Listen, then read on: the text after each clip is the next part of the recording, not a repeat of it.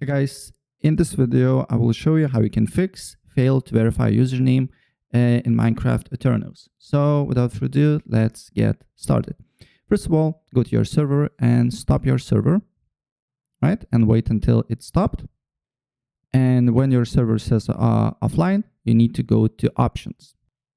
And once you're on the options, make sure that cracked is enabled here, right? And then you need to go back to your server and start your server and wait until your server is working again. Maybe you refresh the page, and once your server is working, your problem should be fixed. So yeah, that's basically it. And if I help you out, please press like button and subscribe for more. Take care.